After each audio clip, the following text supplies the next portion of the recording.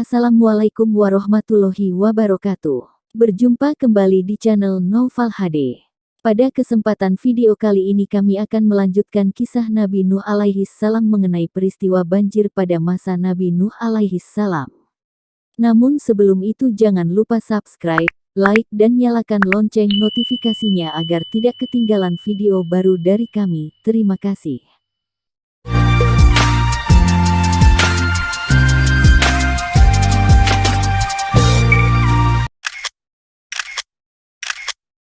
Peristiwa banjir pada masa Nabi Nuh alaihi salam.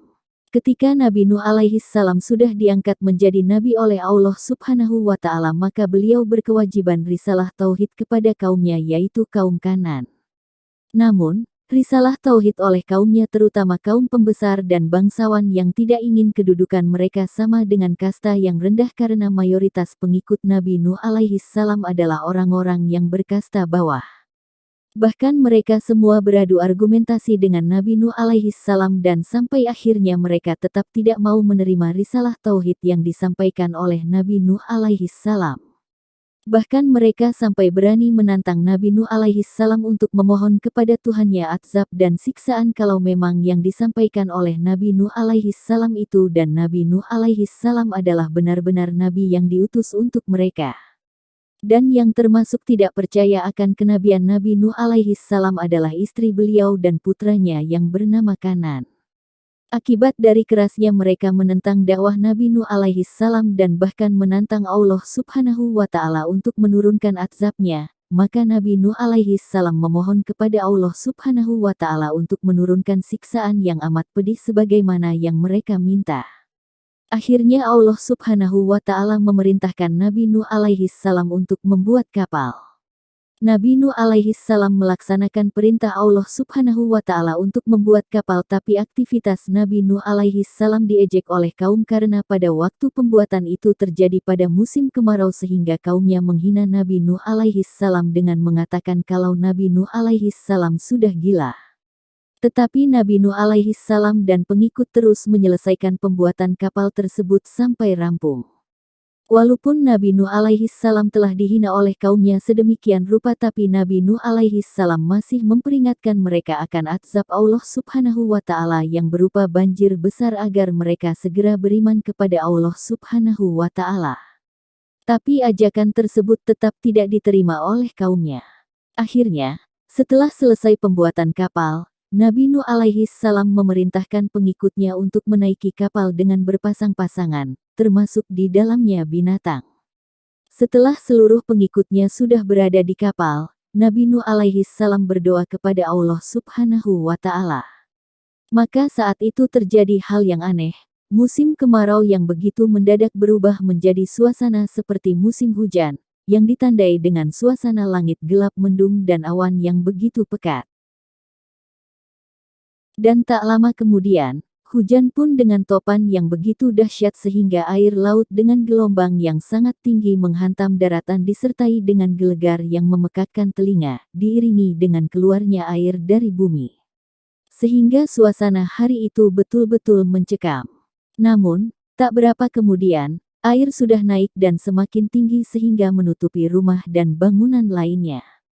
Bahkan banjir semakin tinggi sehingga bukit dan gunung sudah tidak tampak lagi. Daratan pada saat sudah berubah lautan, sejauh mata memandang hanya air yang terlihat. Dalam kondisi seperti itu, Nabi Nuh alaihi salam yang sudah berada dalam kapal masih berusaha untuk menyelamatkan istri dan anak Kanan, namun keduanya tidak mau mengikuti ajakan Nabi Nuh alaihi salam dan keduanya tenggelam dalam banjir yang besar tersebut. Menurut sebagian mufasir, air naik di atas gunung yang berada di bumi sekitar 15 zirah, atau sekitar 9 meter dengan asumsi 1 zirah, sama dengan 60 cm di atas pegunungan. Sebagian yang lain berpendapat, tinggi air yang menutupi pegunungan sekitar 80 zirah, atau sekitar 48 meter, sehingga tidak ada satupun yang tersisa di permukaan bumi baik makhluk yang maupun yang besar. Dan banjir itu terjadi beberapa waktu, dan ketika banjir sudah mulai surut, dengan izin Allah Subhanahu wa Ta'ala Nabi Nuh alaihi salam dan para pengikutnya selamat dan kapal yang ditumpangi oleh mendarat di Bukit Judi, sebuah bukit yang berada di pegunungan Ararat di wilayah Turki sekarang. Menurut sebagian pendapat mengatakan seperti itu. Keterangan tentang kisah Nabi Nuh alaihi salam terdapat dalam Al-Quran di antara Quran Surah Al-A'raf 59-64, Quran Surah Yunus 71-73, Quran Surah Hud 25-49, Quran Surah Al-Anbiya 76-77, Quran Surah Al-Mu'minun 23-30, Quran Surah Al-Syu'ara 105-122, Quran Surah Al-Ankabut 14-15, Quran Surah Al-Safat 75-82, Quran Surah Al-Qamar 9-17, Quran Surah Nuh secara keseluruhan, Quran Surah Al-Nisa 163-165, Quran Surah Al-An'am 83-87, dan masih banyak lagi. Hikmah dari cerita hidup Nabi Nuh alaihi salam. Dari kisah Nabi Nuh alaihi salam, dapat kita ambil pelajaran sebagai berikut. Kebenaran akan tetap menang dan jaya walaupun ditentang siapapun dan dari manapun dan oleh apapun, maka jangan takut berjalan pada kebenaran karena dia adalah jalan yang lurus yang diridhoi oleh Allah Subhanahu wa Ta'ala.